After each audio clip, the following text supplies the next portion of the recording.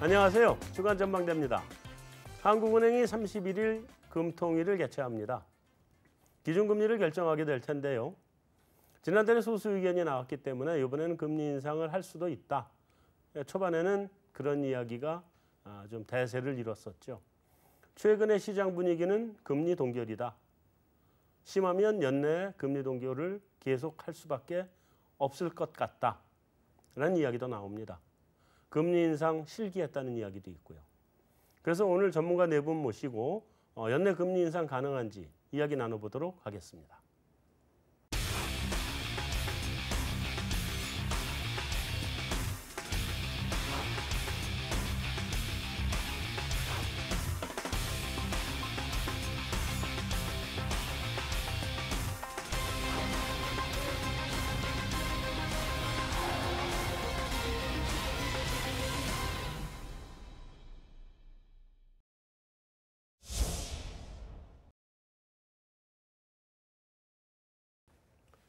네, 오늘 출연하신 전문가분들 소개해드리도록 하겠습니다. 먼저 DB금융투자 문홍철 파트장님, 안녕하세요. 네, 안녕하십니까. 네, IBK 연금보험 박종현 부장님, 안녕하세요. 안녕하세요. 네, 하나금융투자 이미선 연구원님, 안녕하세요. 안녕하세요. 네, 신한금융투자 신월 수석 연구원님, 안녕하세요. 네, 안녕하십니까. 네, 어서 오세요. 감사합니다. 자, 이렇게 화기애애한 분위기로 시작은 했지만 이제부터 내용은 좀 신랄하게 한국은행을 좀 좋은 소리 못할 것 같은데 금리 인상하고 관련해서 어디 보죠. 자, 미국 EDP라네. 2분기 GDP가 뭐 이런 숫자가 나와요, 그래? 이게 지금 누가 좀 얘기해 줘 보세요. 이렇게 이런 숫자 나와도 되는 거예요, 미국? 그거 얘기해 줄래요? 뭐 안 되라는 법은 없겠죠. 네, 사실 근데 아니 4.2%가 그 우리나라도 못 가는 숫자 아니에요. 요즘 우리나라 분기 GDP 4%대 가는 거 있어요? 없잖아요, 요즘. 부럽네요. 네. 설명 좀 해줘보세요. 왜 이래요? 뭐 지금 사실 또 이번에 한 번 더 레벨업이 됐죠. 상향 조정이 됐습니다. 그러니까요. 예, 뭐 사실 미국은 안 좋은 거 찾기가 쉽지가 않죠. 전반적으로 다 모든 면에서 다 개선되고 있고 그 회복세가 더 강도가 강해지고 있기 때문에 네. 트럼프의 그런 자랑 섞인 멘트도 계속 나오는 것 같고요. 계속하대. 네. 지금 이제 뭐 뒤에서 또 얘기 나누겠지만 전반적으로 다 기대치를 어느 정도는 다 충족을 시켰고 그 근원은 개인 소비 지출 코어 PC만 2% 했다가 1.9% 내려갔는데 그런 물가 지표에 대한 부분만 조금 더 확인이 된다라면은 정말 거의 뭐 완전체처럼 지금 느껴지는 경제 성장세다라고 볼 수 있겠고 사실 그래서 이제 3분기와 4분기에 대해서 어느 정도 덜 내려가느냐가 관건인 것 같습니다. 네. 3분기, 4분기는 내려갈 수밖에 없다. 네. 근데 이제 또 중간 선거가 또 있지 않습니까? 네. 트럼프가 어떤 그런 또 멘트로 그거를 스무딩할지 이게 또 주요 관전 포인트. 멘트만 날리면 올라가나요? 아니면 들떨어지거나? 좀 떨어진 숫자를 어떻게 트럼프가 받아들일지가 관건이죠. 그걸 받아들이느냐 관건이다. 2분기 숫자가 되게 높긴 한데 네. 이게 이제 분기 성장을 연율화시킨 거니까 네. 사실 우리나라도 1분기 성장이 QOQ로 1%였으니까 네. 그걸 연율화하면 그냥 곱하기 4 하면 되거든요. 그렇죠. 곱하기 4해서 조금 더 나오긴 하는데 우리나라도 그렇게 보면 이제 1분기에 사실 4% 이상 성장을 이제 한 거고 2분기도 우리나라가 이제 0.7%를 했으니까 또 곱하기 4 하면 거의 3% 가까이 한 거지 않습니까? 네. 그런 면에서 이제 성장률 자체는 우리나라가 다들 이제 안 좋게 보시기는 하지만 그렇게 나쁘다고 우리나라는 너무 나쁘고 뭐 미국은 너무 좋고 네. 이렇게 보실 것까지는 없을 것 같아요. 네. 또 이번에 2분기 성장이 미국이 잘 나온 것 중에 이제 일부 뭐 이게 무역 분쟁 우려 때문에 수출을 많이 해서 그런 거다. 실제 수출을 보면은 굉장히 성장 기여도가 높거든요. 땡겨서 했죠. 예, 근데 거의 그 부분만큼 재고가 감소를 한 게 또 있어요. 네. 재고 투자가. 그러니까 쌓아놓은 재고를 가져다가 이제 배에 실어서 수출을 하니까 재고는 감소하고 수출해서 이게 같이 똔똔이 돼버린. 그래서 실제로는 소비가 되게 좋았다고 보시면 되고 저희는 소비는 결국 세금 깎아줬으니까 미국은 그냥 깎아주면 바로 쓰거든요. 그 영향이 큰 것 같습니다. 우리도 좀 안 깎아주나? 우리는 나도 오히려 올리고 있죠. 나도 바로 쓸 텐데. 올리고 있습니다. 근데 지금 미국이 아무리 분기 연율이라고 하지만 4.2면 좀 너무 과열된 상태라고 봐야 되는 거 아니에요? 그러니까 예전에 보면 미국 경제가 약간 계절성이 있어가지고 네. 원래 1분기에 뭐 항상 뭐 태풍 불고 뭐 이래가지고 폭설 뭐 이런 것 때문에 안 좋았다가 2분기가 이제 불쑥 올라오는 그런 계절성이 있었거든요. 네. 근데 요번에는 1분기가 전기 대비 연율로 2.2% 했는데 거기다 대고 2분기에 또 4.2%를 했으니까 그러니까요. 상당히 뭐 경기가 세다라고 볼 수 있고요. 아까 이제 우리 문 파트장 얘기는 이제 소비 쪽 얘기를 했는데 사실 소비도 좋았지만 기업들 투자도 되게 좋았거든요. 네. 그러니까 결국은 이제 감세에 대한 효과가 즉각적으로 기업들의 투자를 이제 자극하고 있는 형태라서 결국은 현재 나타나고 있는 이 정부의 그 감세 효과 이 부분들이 언제까지 이제 효과를 낼 수 있을지 이제 이 부분이 좀 중요할 것 같고요. 대부분 이게 뭐 영원할 거라고 보는 쪽은 없는 것 같아요. 그러겠죠. 근데 그래도 일단 올해까지는 네. 뭐 그 영향력이 좀 지속되지 않겠느냐라고 보는 게 일단은 좀 대부분의 시각인 것 같습니다. 참 미국은 좋겠어요. 감세하면 곧바로 저희 투자 늘고 소비 늘고. 근데 우리는 지금 감세해도 투자는 안 늘어날 것 같거든. 이미 감세나 증세에 투자나 소비에 관한 그 영향력이 굉장히 많이 줄어들었어요 우리가. 그 이번에 보니까 우리나라는 오히려 이제 실질적으로는 좀 증세를 하고 있지 않습니까? 네. 그런데 이제 증세 중에서도 특히 우리 소득 중에서 비소비성 지출이라고 해서 일종의 세금은 아니지만 세금 비슷하게 내는 돈들이 있잖아요. 연금 보험 뭐 예, 특히 이제 국민연금 같은 게 이제 그런 건데 이번에 나온 통계들을 보니까 특히 이제 그 가계 동향조사 내에서 원래 5분위나 4분위 같이 소득이 좀 높은 층들은 분명히 소득이 늘었어요. 네. 그런데 동시에 이 비소비 지출이 또 엄청 늘었더라고요. 그렇죠. 그러니까 실제 쓸 돈들은 그냥 똔똔인 거죠. 이제 그런 흐름들을 보면은 이 비소비 지출을 좀 줄여서 소비를 늘리는 것도 중요한 소비 증작책이 되지 않을까 보네요. 그거 못 줄일 거요? 그러게 말입니다. 더 늘리면 늘렸지. 정책적으로 늘으면 늘어나지 이게 줄어들진 않아요. 자동으로 그냥 놔둬도 늘어나게 돼 있어요. 어쨌든 그 잭슨홀 연설 이후에 달러는 좀 약세로 지금 가는 거죠. 그러니까 GDP가 4%씩이나 나왔다는 게 달러 강으로 연결되지 못하고 네. 약으로 좀 도는 거죠. 잭슨홀 영향도 물론 있었던 것 같고요. 여기서 이제 물가가 과열될 위험이 당장 눈에 보이지 않는다는 언급했기 때문에 네. 그런 부분이 이제 달러 약세 쪽으로 영향 준 것 같고요. 근데 이제 실제로 근데 달러가 약세로 돌아선 시점은 한 8월 16일부터, 그러니까 미중 무역 협상 시작할 때부터 사실 약세로 돌아섰거든요. 그래서 네. 이제 무역 협상이 결국은 환율에 대한 협상이 될 거라는 미국 시장에서의 기대가 미국 달러 약세 쪽으로 영향을 더 주기 시작한 게 아닌가 저는 그렇게 생각을 하고 있습니다. 근데 그 미중 간의 협상이 결국 환율로 가죠. 옛날에 플라자 합의랑 네. 똑같은 구조인 거고. 그다음에 그 소련 붕괴도 본질적인 원인을 따지고 보면 네. 또 환율 가지고 그러니까 소련 자체가 힘을 못 쓰게 만드는 영향도 있고 뭐 있잖아요. 그러니까 결국은 뭐 환율 가지고 조정을 이번에 중국하고도 할 텐데 근데 이게 네. 달러 약세가 아니라 위안화 강세 요인으로 봐야 되는 건데 그렇죠. 예. 달러가 약세로 가야 될 이유는 좀 제한적이지 않나요? 그거로는 오히려 트럼프 대통령이 그 환율 트윗했던. 나는 열심히 경기를 살리려고 했었는데 네. 뒤에서 발목 잡고 안 도와준다 이것 때문에 그런 거 아니에요 혹시? 그것도 영향이 있었겠죠 아무래도. 부분적인 영향이 있었을 것 같고요. 근데 근본적으로는 미국 금리 인상 사이클이 네. 지금보다는 더 빨라지지는 않을 거라는 거를 확인을 해서 이제 그만한 달러가 빨라지는 않을 거다. 네, 그래서 이제 추가 강세는 좀 멈춘 것 같아요.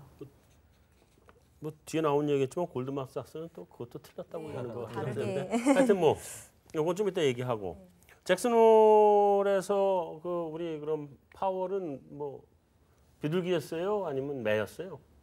그냥 시장 기대치를 충족시킨 그냥 좀 아저씨였다. 그럼 중립적이었다? 네. 뭐 점진적 금리 인상의 필요성을 강조했고 네. 또 그 직전에 트럼프가 연준 금리 인상한다고 자꾸 비판했지 않습니까? 거기에 대해서는 직접적으로 대응 안 하면서 좀 전에 임미선 위원님 말씀 주셨지만 물가 2%에 대한 과열 가능성 크지 않다. 그러면서 경제는 좀 잘 나간다라고 했기 때문에 시장에서 잭슨홀 때문에 어떤 뭐 충격을 받아서 변동성을 자극했다라기보다는 전반적으로 무역 전쟁에 대한 쉽지는 않겠지만 네. 사실 중국 이전에 멕시코랑 캐나다를 때렸지 않습니까? 그 무역 전쟁에 뭐 서두를 제시한 것처럼 그랬는데 이제 멕시코하고는 무역 협상이 타결되었죠. 네. 그리고 캐나다도 이번 주 내에 타결을 하겠다라고 지금 계속 호언장담하고 있습니다. 네. 이런 부분들이 타결에 대한 일말의 기대감을 더 줄이기보다는 어느 정도 유지는 시켜놨죠. 그러다 보니까 멕시코 페소화가 6월 달까지만 해도 달러당 20페소까지 올랐던 부분이 지금 한 18.7까지 떨어졌고요. 그리고 미국채 금리 역시나 안전자산 선호 심리가 더 이상은 확대되지 않으면서 2.8 초반에서 2.8 후반까지 좀 올라왔습니다. 네. 반면에 신흥국채라고 할 수 있는 멕시코 국채는 금리가 오르다가 아무래도 리스크 프리미엄이 좀 줄어드니까 지금 미국, 멕시코 국채 10년물 금리 스프레드가 다시 500bp 언더로 떨어졌거든요. 네. 이런 부분들이 전반적으로 환해서 사실 이게 무역 전쟁이라면 미국 혼자 잘 나가겠다라고 지금 트럼프가 막 하고 있는 거지 않습니까? 그래서 달러가 좀 더 강해졌는데 그런 부분에 대한 좀 치우침이 조금 완화되는 모습이 아닌가라고 보여지고요. 근데 그렇다고 해서 뭐 나프타 됐다고 해서 중국하고 이렇게 쉽게 될 거라고는 보지 않기 때문에 급락보다는 조금 95 레벨 갔던 달러 인덱스가 94 레벨에서 등락을 보이는 거 아닌가 싶습니다.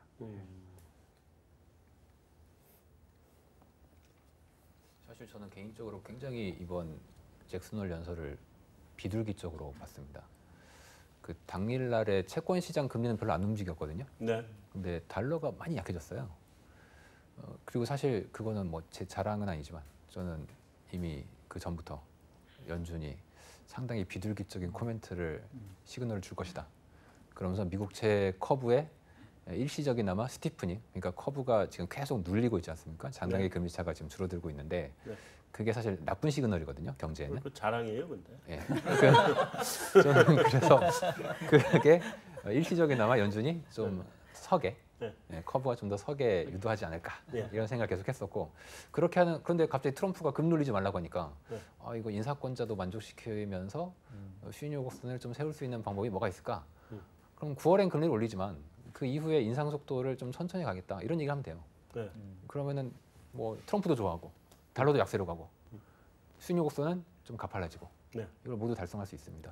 이번에 이제 그런 면에서 저희가 가장 주목하고 있는 파월의 그 발언은 이제 불확실성이었어요, 사실 그날은. 그래서 이 중립 실업률, 그러니까 미국의 기초 체력이 얼마인지 우리는 모른다. 그럼 기초 체력을 알아야 뭐 기초 체력에 맞는 금리도 정하고, 뭐 기초 체력이란 건 결국 미국의 중립 실업률, 자연 실업률일 건데 네. 그거에 대해서 자기들은 이제 잘 모른다고 얘기를 했으니까 그러면은 이제 이럴 때 제일 안전한 방법은 이제 앞에 안기가 자욱하면 떠듬떠듬거리면서 천천히 가는 거 아니겠습니까? 그렇죠. 그래서 이제 파월 의장이 얘기했던 것도 이 불확실하니 우리 떠듬떠듬 금리 인상을 천천히 하겠다 이런 얘기를 했기 때문에 이런 흐름이라면 우리는 뭐 당연히 비둘기로 해석을 해야 되지 않겠는가 그렇게 저는 해석을 좀 했어요. 대통령의 뜻도 거스르지 않으면서. 그럼요. 예. 현명하네요. 예, 그렇죠. 자, 골드만삭스 누가 얘기해 볼래요? 임혜선 연구원이 한번 해보실까요?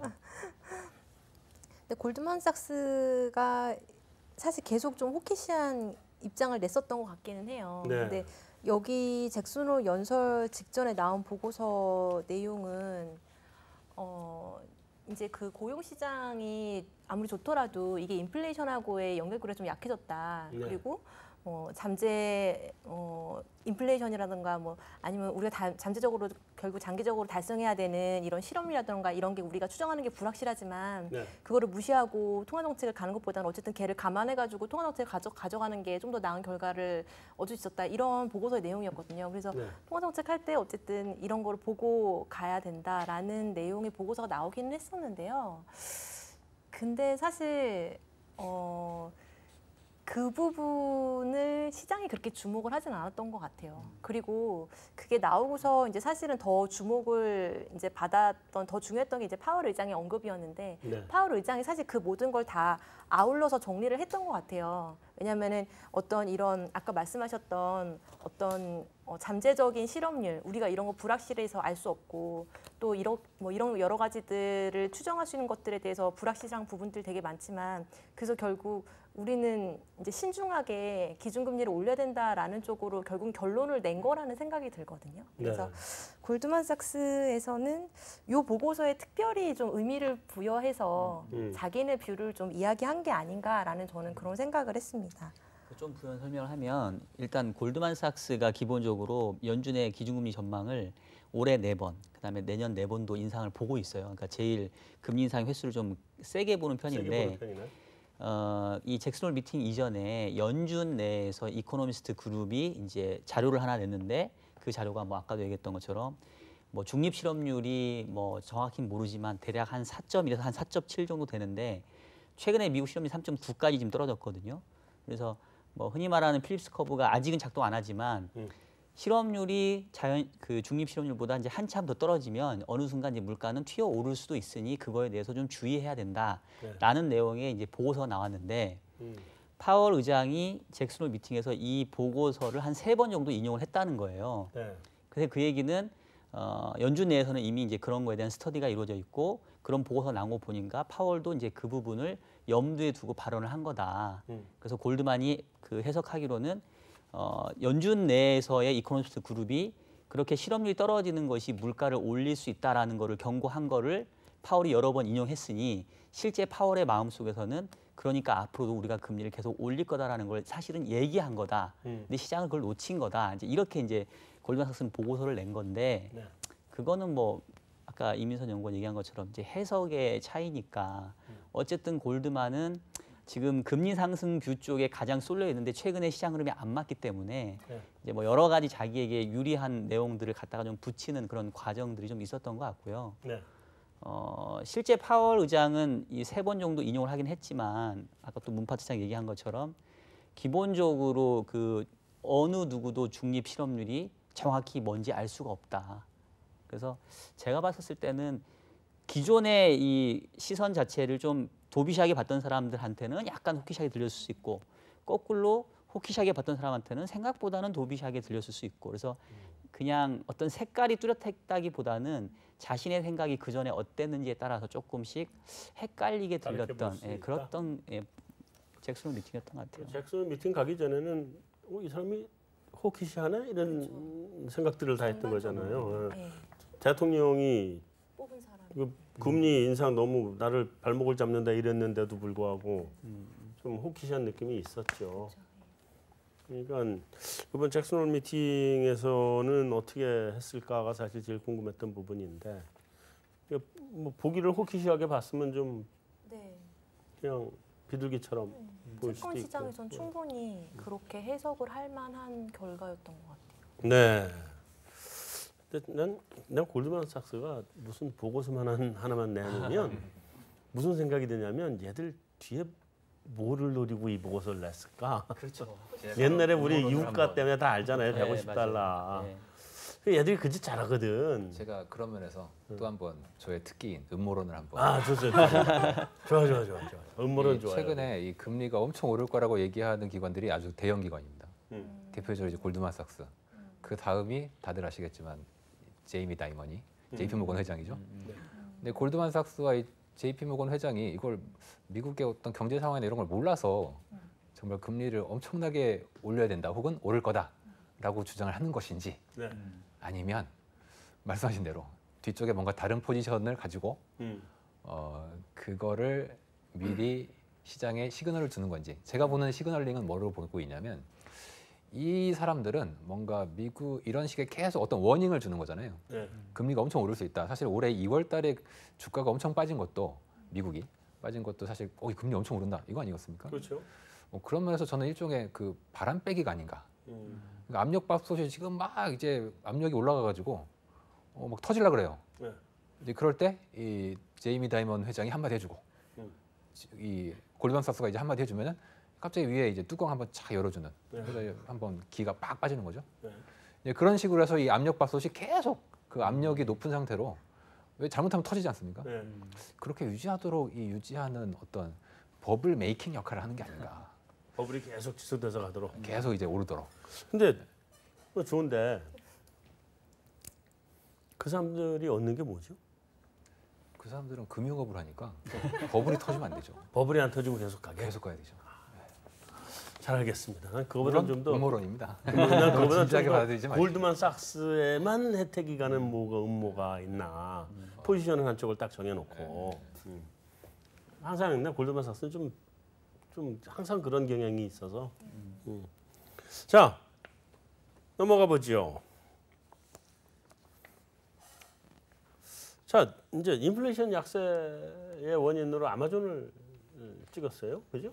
뭐 그린스펀이 옛날에 그 미국의 그 뉴 이코노미의 그 원인으로 IT의 생산성을 꼽았었잖아요. 근데 지금 따지면 똑같은 건데 정말로 아마존이 물가 그 올라가지 않는데 기여를 하고 있는 거예요? 일단 뭐 부인할 수는 없는 것 같습니다. 4차 산업혁명의 뭐 대표 주자이고 네. 제프 베조스 뭐 최고의 부자지 않습니까? 네. 잘하고 있겠죠. 일단은 뭐 그 미국 제가 뭐 소매업 전문 뭐 애널리스트는 아닙니다만은 일단 월마트가 가장 소매업에서 가장 강력한 파워를 지니고 있다가 아마존이 등장했을 때는 설마 하던 것들이 2010년대 이후에는 거의 이제 역전이 다 되었고요. 그렇죠. 영향력은 이제 뭐 아마존이 훨씬 강합니다. 그리고 우리나라와는 좀 달리 아마존의 그런 업계 점유율이나 구매력에 있어서 이제 공급업체에 대한 구매력이 훨씬 강합니다. 왜냐하면 점유율이 높으니까. 네. 그러니까 가격에 대한 부분을 좀 디스카운트를 많이 할 수 있고요. 그럼에도 불구하고 워낙 큐가 넓으니 그만큼의 마진을 충분히 낼 수가 있죠. 네. 근데 우리나라는 뭐 보시면 아시겠지만 특정 로열티를 가지고 막 그 업체만 이용하지는 않지 않습니까? 뭐 또 딴 데 마케팅하면 또 딴 데도 가입해가지고 또 주문하고 뭐 이런 모습이 나오니까 아무래도 아마존의 역할이라고 해야 될까? 이 영향력에 대해서 좀 부인하기는 어렵고 특히나 미국 같은 경우에 소매업은 대부분 좀 하이힐드 업체들이 많습니다. 특히 소매업의 부도율이 굉장히 높아졌고요. 워낙에 뭐 많은 업체들이 지금 뭐 월마트도 힘들어지고 제 아들 장난감을 사러 가는 토이저러스 부도 났죠. 네. 그리고 뭐 전반적으로 뭐 타겟이나 노스트롬, 시어스 뭐 다 너무 부도를 많이 내서 모든 정확한 업체는 이름 모르겠습니다. 부도 안 난 업체도 굉장히 어렵습니다. 네. 이런 부분들이 크레딧 스프레드가 리테일이 가장 높은 건 아니지만 항상 상위권에 차지하고 있어요. 네. 이제 힘들어진 만큼 아마존의 역할은 커졌다라는 점을 반증하고 있다라는 게 아닌가 싶습니다. 그 아마존 효과라는 거를 이렇게 그 지식인 검색에 찾아보니까 약간 좀 부정적인 걸로 좀 해석이 되더라고요. 그러니까 기존에 그 좋은 뭔가 이렇게 사업을 잘하고 있는 그런 곳에 아마존이 들어가면 기존의 이제 경쟁자들이 다 이제 쇠퇴한다. 뭐 그만큼 이제 여러 그 파급력이 크다라는 건데 기본적으로 이제 온라인 업체가 가지고 있는 그런 장점들이 있잖아요. 뭐 아무래도 판매할 때 쓸데없는 비용을 좀 줄일 수 있다던가, 그다음에 뭐 재고 관리가 된다던가 이제 이런 것도 네. 있는데 아마존이 무서운 게 그 아마존 알고리즘이라고 해서 그 정보를 실시간으로 분석을 해서 현재의 이 제품의 가격이 어느 정도 수준이 합리적인가, 또 얼마까지 다운시킬 수 있는가, 이제 이런 것들을 실시간으로 분석을 한다고 해요. 네. 그래서 실질적으로 이제 아마존이 그 들어간 업체에 있어서는 제품 가격이 변동하는 주기가 되게 짧아진다고 하거든요. 네. 그리고 이제 아마존이 그 어떤 입지가 되게 좋다 보니까 경쟁자들도 어쩔 수 없이 아마존 가격에 또 맞출 수밖에 없는. 그렇죠. 그래서 그런 것들이 전반적으로 경기가 좋아지고 뭐 수요가 늘어나는 부분에 있어서도 이제 물건 가격을 자꾸 이제 낮게 만드는 이제 그런 효과들을 좀 만들고 있는 것 같고요. 그 잭슨홀에서도 보니까 작년에 이미 아마존 효과에 대해서 조금 논의는 시작을 했는데 올해는 조금 더 심도 있게 이제 논의가 진행이 된 게 이제 요거와 관련돼서 또 뭐 논문 발표하신 분도 있고, 그래서 네. 결국은 이제 미 연준도 이 최근에 물가가 올라가지 않는 부분에 있어서 이런 유통의 어떤 혁신, 뭐 어떤 정보 기술의 발달, 뭐 이런 것들을 이제 염두에 두기 시작한 것 같고요. 그러면서 이제 이 아마존 효과와 관련된 논문 내지는 연구 결과를 발표한 그 분의 주장은 뭐냐면 예전에는 이제 임금이나 제품 가격이 경직적이었는데 지금은 그렇지 않다. 그랬었을 때 과연 통화 정책은 어떻게 할 수 있겠냐 뭐 이런 어떤 그 의문을 좀 제시를 했거든요. 굉장히 그래서 심각한. 중앙은행들이 앞으로 이 아마존 효과에 대한 어떤 고민은 계속 더 심해질 수밖에 없지 않겠나 이런 생각이 좀 들더라고요. 그 부분은 임금이나 물가가 경직적이지 않다고 하면 그러면 이제 통화 정책이 굉장히 어려워지는 거죠. 그렇죠. 지금 우리나 전 세계 통화 정책이 다 어려운 게 경기는 좋아지는데 물가는 안 올라오잖아요. 근데 그냥 금리를 놔두자니 한쪽에서 버블이 생기고 지금 이제 사실 제일 고민스러운 부분이죠. 그나저나 이 클라리다 부의장 이분 어떤 분이에요? 어느 분이 좀 아세요? 개인적으로는 잘 몰라서 이분. 이분이 그 핌코 그러니까 그 채권 쪽으로 굉장히 큰 자산운용사 이제 자문도 하셨고 네. 실제 이제 경제학 교수도 지금 겸임하시는 상황에서 이제 부의장으로 되신 분이죠. 통화정책 쪽으로는 상당한 전문가시고요. 네. 이분이 매파냐 비둘기파냐에 대해서는 좀 갈립니다. 우리 그게 제일 중요한데. 네, 그게 제일 중요한데 안타깝게도 그게 갈립니다. 아 그래요? 네, 그나마 안심인 거는 2008년 금융위기 이후에 전반적인 연준의 통화 정책에 대해서는 이분은 지지하는 쪽으로 계속 그동안 뷰를 내셨고 네. 또 최근에는 이제 어느 칼럼인가에서 금리를 뭐 4번도 올릴 수 있다 올해 2018년에 뭐 4번도 올릴 수 있다 이런 얘기를 하면서 이거 비둘기 매 아니야? 이런 식으로도 생각하고 근데 그분이 옛날에 뭐 그 왜냐면은 이제 핑코의 자문을 하다 보면은 뭐 투자 레터나 이런 것도 쓰거든요. 네. 그 내용들을 보면은 가령 일본이 굉장히 강력한 양적 완화를 했지 않습니까? 그러니까 그런 내용에 대해서 이론적 백그라운드도 제공해 주셨어요. 그 얘기는 어떤 위기 상황이나 어떤 강력한 통화 정책이 필요할 때 좀 비전통적인 통화 정책을 쓰는 데 있어서는 굉장히 유연한 태도를 또 가지고 계신 그런 분이라고 이제 보셔야 될 것 같고 네. 저는 그런 면에서는 어느 비둘기다 매다 이렇게 규정을 이제 하기보다는 그때 상황에 맞춰서 되게 유연한 태도를 좀 가지고 계신 분인 것 같고 제가 상상력을 발휘해서 지금 상황이라면 이분은 어떠실까 생각해 보면 약간 매이지 않을까 하는 걱정을 조금 합니다. 네, 조금 해요. 약간 매일 수 있다. 약간 매일 수 있습니다. 지금 상황이라면. 들어보니 스탠스가 항상 연준의 집권 세력에 부합하는 의견을 내는 정치 스탠스가 여당인 분 아니신가요? 정책 스탠스가 여당. 공화당 당원이라고 하시던데. 이게 또 공화당이 집권을 안 했을 때의 이 스탠스하고 네. 지금처럼 집권했을 때의 스탠스가 또 사람이 달라요. 네. 또 부시 행정부 때는 또 행정부 내에서 또 정책을 또 담당하시기도 하셨고 근데 스탠스는 항상 여당이신 것 같은데요. 누가 여당이 되든 관계없다. 나는 여당이다. 네. 알겠습니다. 어쨌든 간에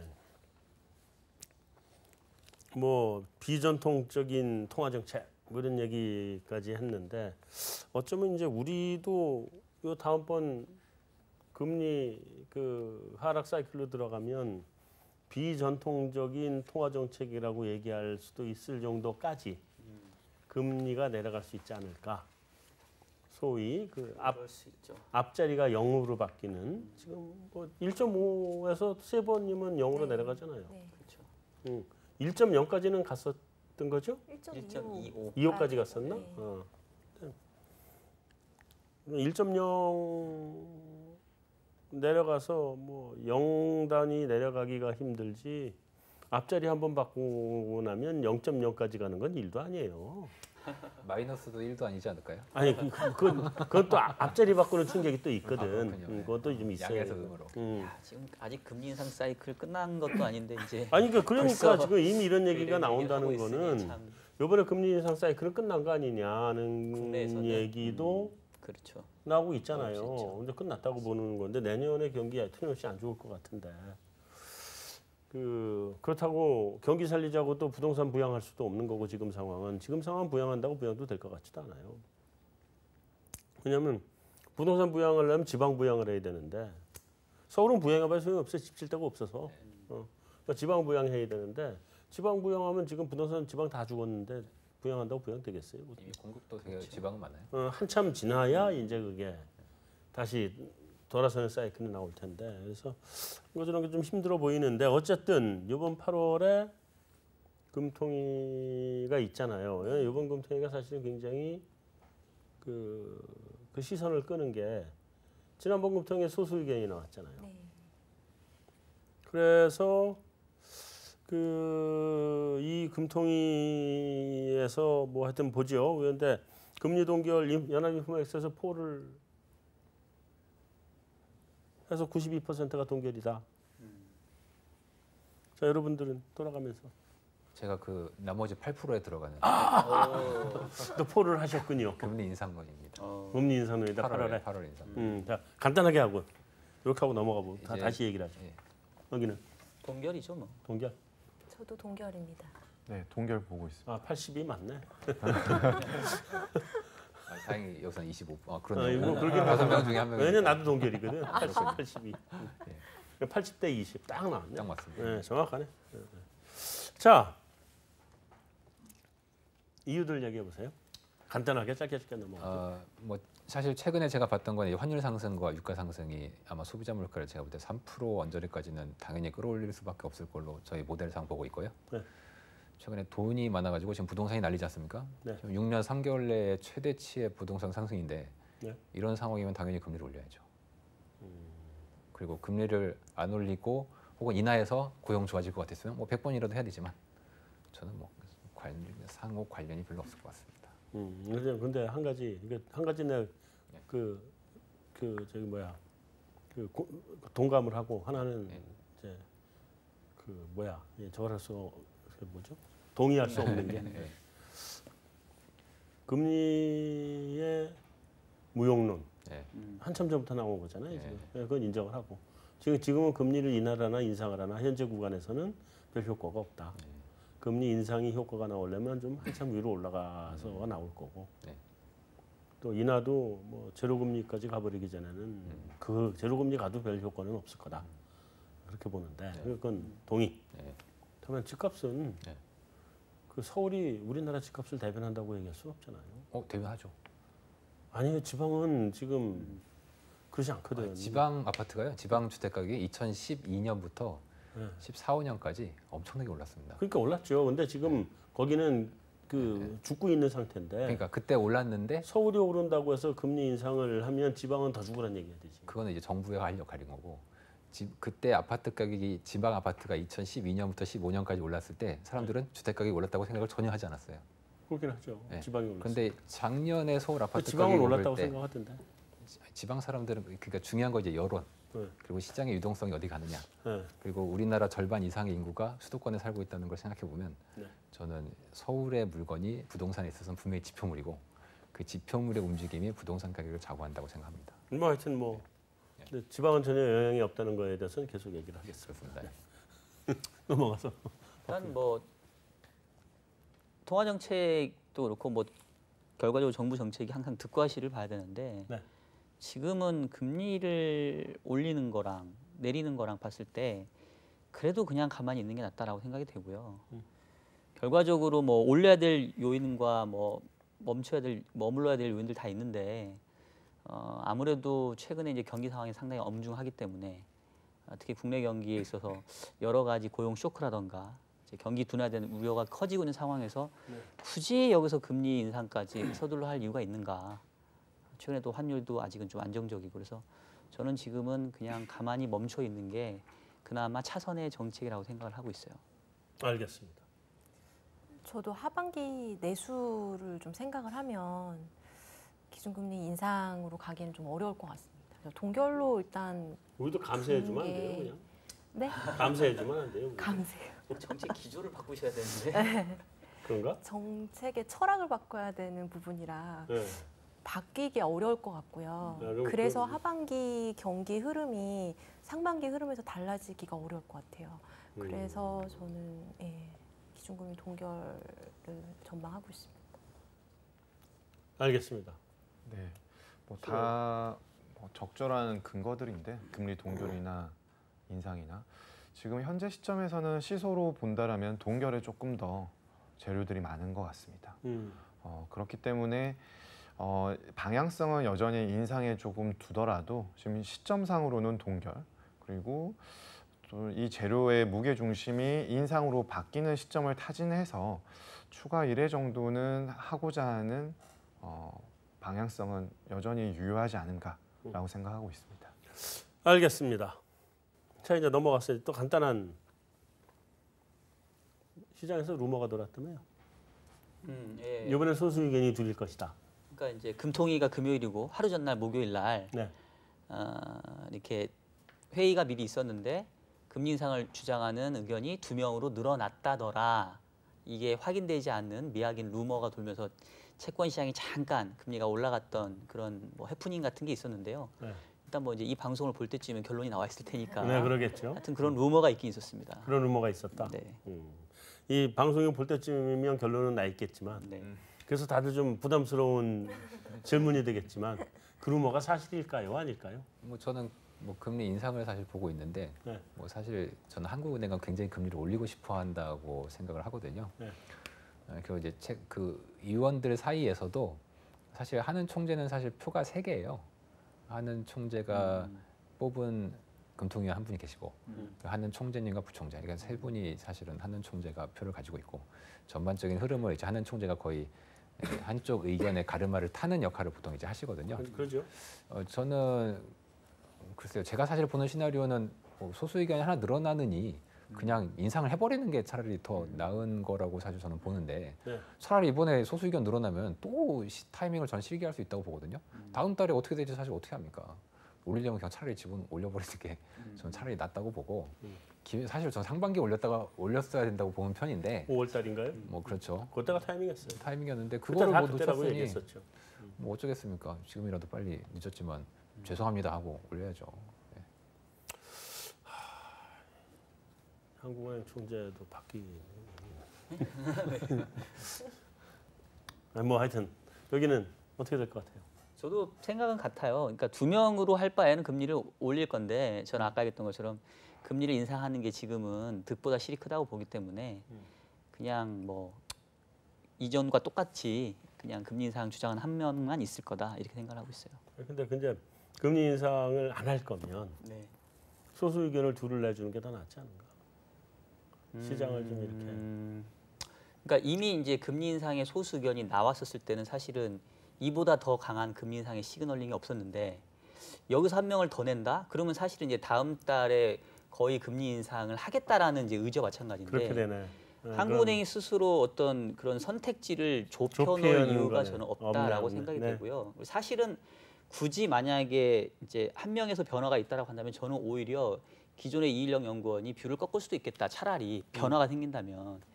왜냐하면 이제 이일영 의원이 소수 의견을 낸 의사록을 한번 살펴보니까 이분이 주장한 건 이거예요. 국내 경제가 잠재 성장률 수준의 성장을 하고 있고 아까 뭐 물가 얘기했지만 관리 물가를 제외하고는 뭐 물가가 거의 2% 올라와 있고 그다음에 최근에 이제 뭐 돈이 너무 많아서 또 이게 금융의 어떤 불안으로 작용할 수 있으니까 부동산 시장 감안해서 금리를 올릴 때가 됐다 이 얘기인데 사실 지난번 회의 이후에 이제 지내온 상황들을 보게 되면 경기는 잠재 성장률 지금 밑돌 것 같고요. 네.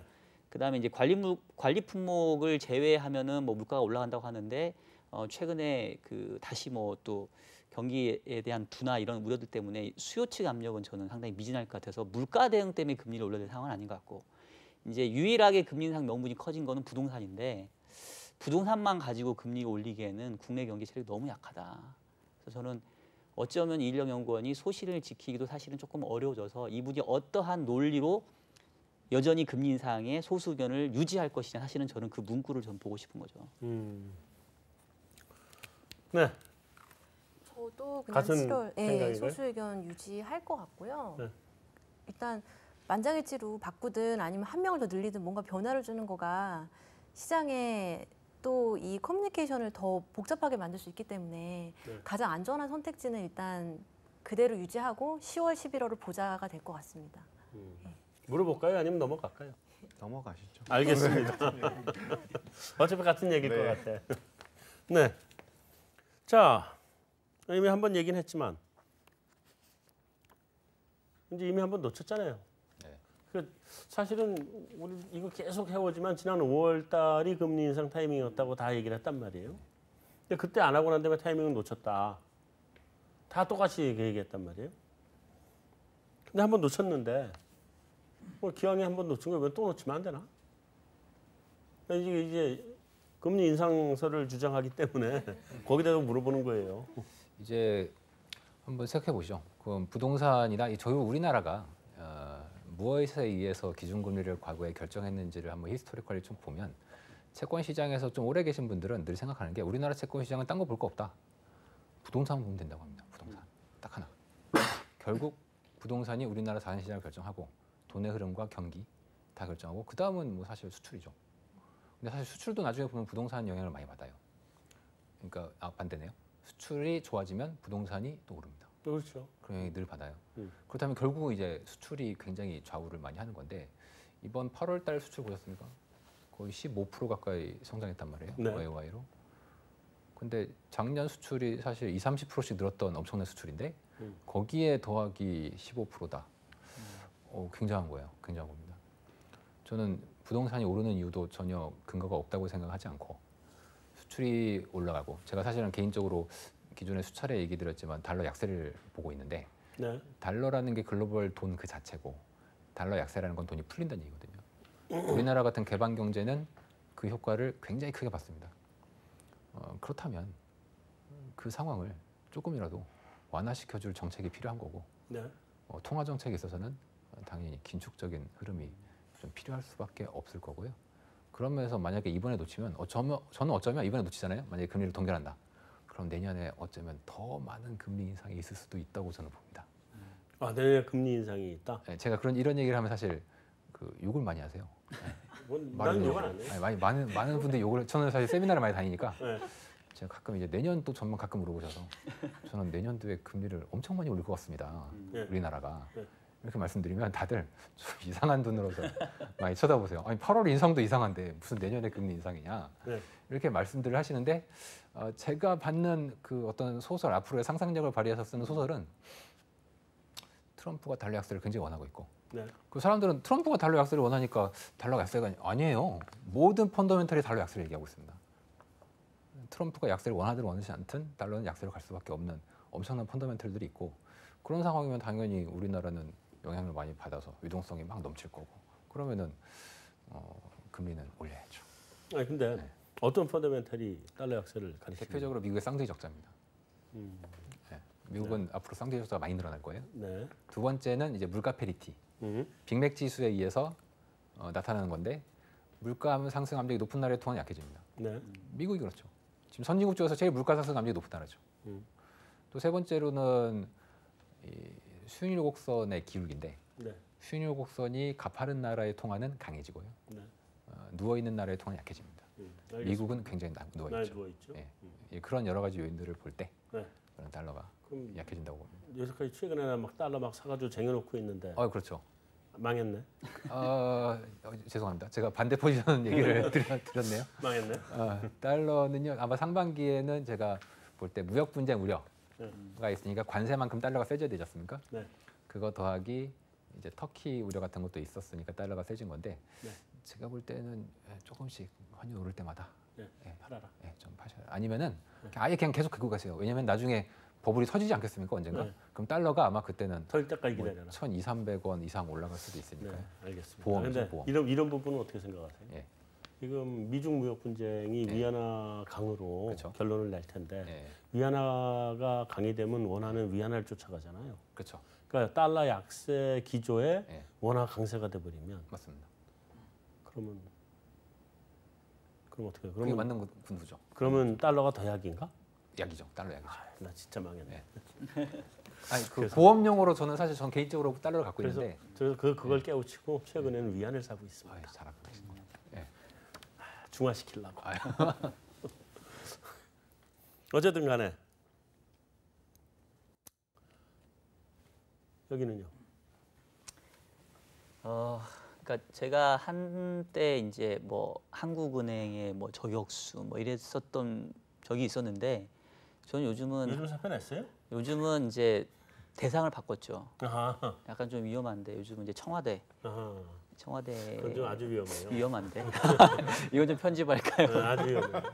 근데 할 말은 좀 하려고요. 그러니까 사실은 한국은행이 금리 인상을 저는 시기를 놓쳤다고 생각을 해요. 근데 놓쳤죠. 하는 잘못이 아니다. 이거는 어쩌면 정부 잘못이 더 크다. 그러니까 지금 미국 경제하고 우리나라 경제하고 또 미국 채권 시장과 우리나라 채권 시장이 이렇게 디커플링된 경우가 제가 기억해 보면 별로 없거든요.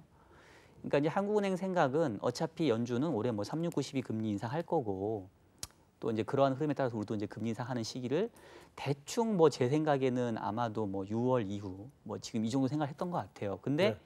갑자기 이제 국내 경제가 미국 경제의 어떤 회복세하고는 전혀 동떨어지게 오히려 이제 급격한 둔화로 가다 보니까 이제 이러지도 저러지도 못하게 됐는데 결국은 이 한국 경제만 지금 후퇴하고 있는 게 저는 정부 정책의 실패다.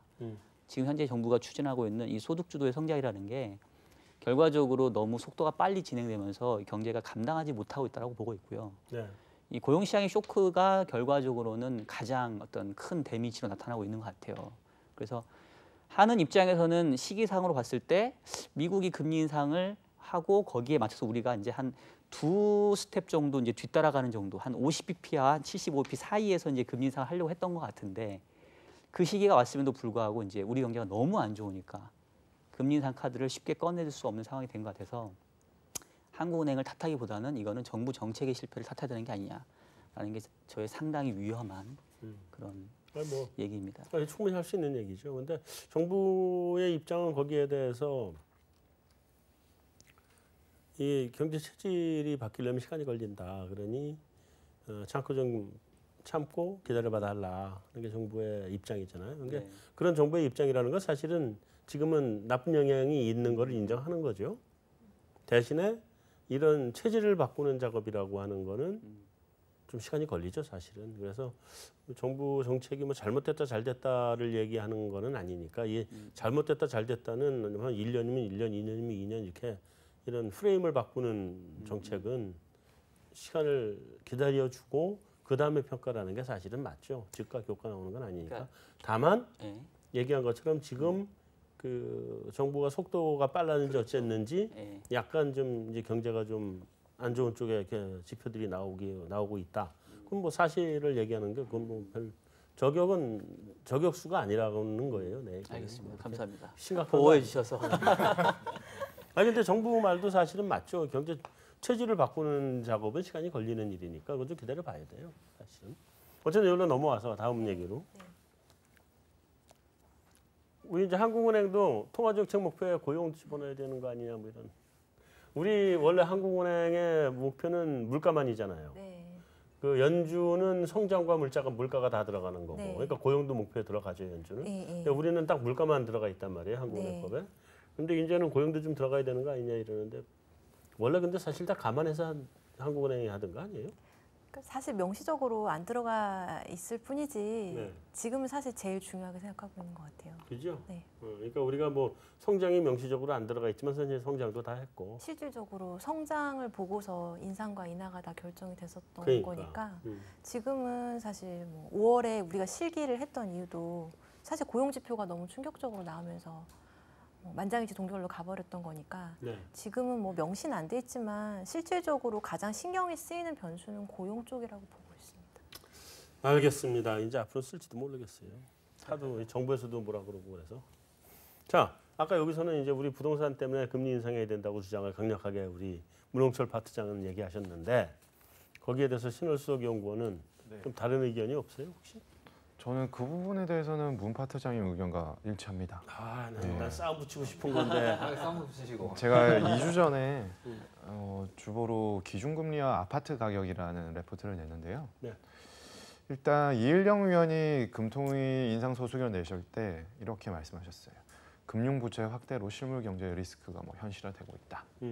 이렇게 했고 작년 한은 창립 기념일에 이주열 총재께서 누적된 금융 불균형 완화해야 된다라고 하고 이일영 위원 소수견 나오고 11월에 금리 인상 됐지 않습니까? 네. 그 패턴은 여전히 유효하다고 보고 있습니다. 근데 제가 좀 전에 이번 달이 동결이라고 말씀드렸던 이유는 아직 이일영 위원의 그 이론이 다른 분한테 퍼져야 되는데 지금은 현재상으로는 재료가 이일영 위원 홀로 조금 할 가능성이 높다라고 판단하고 있고요. 일단 이일영 위원이 이렇게 말씀하시는 이유는 부동산 가격이 진짜 기저에 깔려 있지만 하느니 부동산 가격 때문이라고 얘기하기에는 매우 부담스럽습니다. 서울과 지방이 완전 반대로 가고 있지 않습니까? 네. 그리고 매수 심리에 있어서도 서울이 떨어지다 다시 반등하는데 지방은 그렇게 반등하는 힘이 강하지 못합니다. 없어요. 네. 그리고 결과적으로 서울의 지금 집값이 뭐 평균 값이 지금 7억 중반까지 올라섰고 5분위 기준으로는 14억입니다. 예. 그러다 보니까 금융의 힘을 빌리지 않고서는 매수하기 매우 어렵죠. 예금 취급 기간의 근데 금융은 다 막았잖아요 지금. 근데 1,000조 원이고 기준금리하고 예금 취급 기간의 대출의 월간 증감액의 상관계수가 마이너스 한 0.5 정도 나옵니다. 네. 기준금리 내려가면은 가계대출 월로 많이 늘어난다는 거죠. 늘어나죠. 올리고 쓰려고 하는데 지금 좀 쉽지 않다라는 거고. 근데 예금 취급 기간의 가계 이제 대출 중에서 나누면은 가계대출과 뭐 기타 대출로 나뉘는데 지금 그 가계대출이 한 600조 원 정도 되고 서울이 한 100조 원 후반으로 30% 이상 차지하고 있어요. 네. 근데 가구 수는 서울이 한 6, 70만 가구 되는데 1인 가구가 워낙 서울이 많지 않습니까? 조금 제하고 하면은 뭐 n분의 1로 하더라도 서울이 조금 비중이 높은 편입니다. 가구나 인구수 대비했을 때. 근데 결과적으로 서울 지역 전국의 가계 대출 월간 증감액의 증감액과 아파트 가격의 상승률 상관계수는 0.1밖에 안 되는데 네. 서울의 가계 대출 증감액과 아파트 가격의 상승률은 0.5까지 나옵니다. 상관계수가. 근데 가계 대출의 비중은 서울이 높다라는 거죠. 그렇죠. 그러면은 결과적으로 이일영 의원이 계속 말씀하고 계시는 가장 큰 논거는 가계 대출이 늘면 주담대가 늘면 가계 대출이 늘고 그러면은 금융 부채는 계속 확대됩니다. 네. 그러면 기준금리 인상 필요성의 근거로서 계속 이용할 수가 있겠죠. 그렇기 때문에 충분히 4, 4분기 중에는 이 요인이 좀 더 강하게 작용을 하고 또 뭐 전반적으로 트럼프가 중간선거 앞두고는 좀 분위기를 좀 자기 유리하게 끌고 가지 않겠습니까? 네. 그럼 정치 변수가 좀 일시적으로 후퇴하게 되면은 전반적 글로벌리 통화 정책에 대한 경계심이 조금 확대될 수 있습니다. 그러면 그 틈을 타서 4, 4분기 한번 한국은행도 액션을 취하려고 하지 않을까라고 저는 그렇게 예상하고 있습니다. 알겠습니다. 이제 다음으로 넘어가야 되기 때문에 무역 분쟁도 얘기를 좀 하긴 했습니다만 무역 분쟁은 뭐 11월을 놓고 탈출구를 찾아갈 것 같고 그래서 그거는 그렇게 심각하게 우려할 부분은 아닌 것 같은데 그래서 마지막으로 우리 인포맥스에서 또 포를 한 게 연내 인상 가능성 57%. 그러니까 연내 인상 가능성 57%이 굉장히 많이 낮아진 거거든요 지금. 그러니까 그만큼 시장이 도비시해졌다. 이렇게 지금 봐야 되는 건데 일단 우리 가장 매. 예. 내가 보니까 가장 매야. 원래 부드러운 사람인데 네. 매라고 하니 근데 안타깝네요. 뭐 매 어쨌든 국가 경제를 위해서 좀 매가 되겠습니다. 네. 근데 현재 가장 매인데 네. 일단 이번에 인상을 한다. 네. 연내 추가 인상이 있다 없다. 뭐 없다고 봅니다. 현재 없다. 분위기상. 내년은? 저는 내년은 사실 또 욕할까봐 좀 조심스러운데 이거 안 할게요. 내년은 저는 많이 올릴 것 같습니다. 많이 올려야 된다는 거는 몇 번? 뭐 2번 정도 일단 말씀드릴게요. 예. 2번이면 많이죠 요즘 분위기. 예, 그렇죠. 자 일단 그 상태에서 연내 있다 없다. 못 한다고 보는 거죠. 하고는 싶으나 할 하기가 여건이 마련되기가 어려울 거다. 내년은 올해 못하면 내년에도 쉽지 않을 거라고 생각이 돼요. 그러니까 인하는 없고 인하까지는 내년에 바로 갈 것 같지는 않고요. 들어갈 것 같지는 않다. 그러니까 이제 결국은 우리가 인상해야 될 이유는 딱 하나, 자금 이탈에 대한 우려인데 자금 이탈만 없다라고 한다면 뭐 사실 어쩌면 금리 인상 사이클이 끝났었을지도 모르겠다라는 생각을 하고 있죠. 알겠습니다.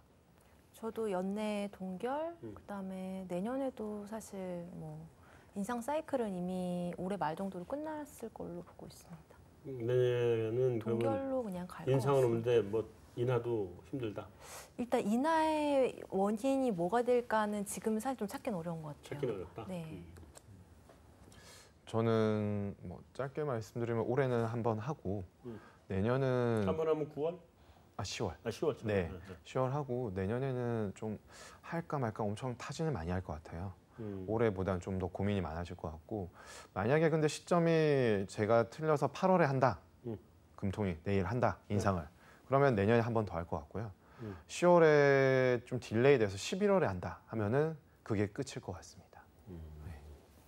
그러니까 일반적으로 이제 그 제일 매인 거 맞죠? 예, 맞습니다. 맞죠? 보니까. 예, 그럼요. 자 이제 일단 우리 제일 매에 내년에 그러니까 올해 건 얘기 들었고 예. 내년에 어쩌면 많이 할 수 있다. 그 그렇죠. 근거. 예. 지금 비관론이 되게 많지 않습니까? 네. 예, 실제 비관론이 많은데 대비해서 저희는 경제가 그렇게 나쁘다고 보진 않아요. 거기에 기본이 차이가 있나요? 예, 굉장히 큰 차이가 있죠. 네. 수출도 되게 잘 되고 있고, 음. 전 소비 자체는 주택 가격 오르면은 영향을 받아서 당연히 오를 수밖에 없다고 보고 있고, 네. 우리나라는 글로벌 유동성과 수출에 의해서 좌우되는 나라예요. 다른 건 사실 솔직히 볼 일이 거의 없습니다. 나머지는 거의 수출과 글로벌 유동성에 의해서 좌우되기 때문에 네. 그냥 가장 중요한 변수 하나만 꼽으면은 그냥 대외 개방성에 따른 글로벌 유동성 상황입니다. 알겠습니다. 그리고 90년대 이후로는 저는 유동성이나 이제 부채에 의한 성장이 결국 부채가 늘어나면서 그 부채에 의해서 경제 성장을 이끌어왔다고 보거든요. 전 세계가. 네. 그러니까 이 부채라는 건 결국 돈이고 달러 아니겠습니까? 그래서 달러가 얼마나 강해지고 약해지느냐가 결국 경제를 좌우한다. 이렇게 생각하고 있고요. 지금의 미국 사이클은 아까 말씀드린 이유 때문에 달러 약세, 네. 돈 풀리고요. 네. 우리나라가 돈 풀리는데 나쁠 이유가 사실상 거의 없어요. 잘 알겠습니다. 예. 자 이쪽에 가장 비둘기 대표에서 누구 정리를 한번 해주시죠. 얘기해 주실까? 뭐 가장 비둘기는 아닌 것 같긴 하지만, 네. 그러니까 저는 이제 기본적으로 최근에 한국은행을 보면 좀 불쌍하다 이런 생각이 드는 게 저격수 돌아오신 것 같습니다. 아니 그러니까 불쌍하다니까 이제 옛날에는 욕을 했는데 저격수 지금 포기한 거지. 그 할 수가 없는 저격을 할 수 없는 거지 불쌍해서.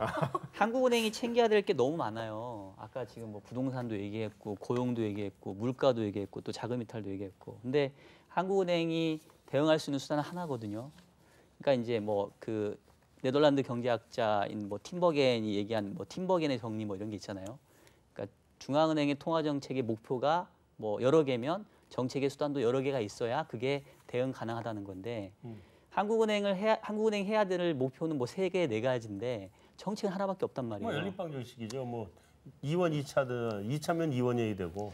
그래서 갑자기 그런 제가 거지. 어린 시절에 어떤 옆에 삼촌이 물파스가 만병통치약이어가지고 벌레 물려도 물파스, 삐어도 물파스, 감기 걸려도 물파스 막 이마에 바르시던데 마치 그런 것처럼 한국은행이 이 금리 결정 가지고 금리 정책 가지고 모든 정책에 다 대응을 해야 되는데 네. 지금처럼 이렇게 얽히고 설켜 있는 상황에서는 결국은 어느 것도 이렇게 선뜻하기가 좀 어려운 것 같고요. 절마 한국은행이 금리를 올리려고 한다면 적어도 다른 것들은 이제 다른 정책 수단이 생겨야 된다고 봐요. 네. 그게 정부가 대응을 해주든. 근데 지금처럼 그냥 한국은행이 오로지 금리 정책만 가지고 아까 얘기했던 몇 가지 목표를 달성하려고 한다고 하면 결과적으로는 이도저도 못하고 가만히 있을 수밖에 없는 게 최선인 정책으로 계속 갈 수밖에 없지 않겠냐. 이제 그래서 저는 이제 어쩌면 인상 사이클이 끝났을 수도 있었겠다라고 보는 거죠. 그게 이제 개방 경제의 트라이렘마라고 하는 거죠, 사실은. 그러니까 개방된 경제에서 금리 정책은 그 무용이다. 아무리 그래서 금리를 올리거나 낮춰봐야 외부에서 돈이 들어왔다 나갔다 하면서 다 무력화시켜 버린다. 뭐 그런 건데 이제 특히나 개방된 경제에서 그게 제일 맞는 말이죠.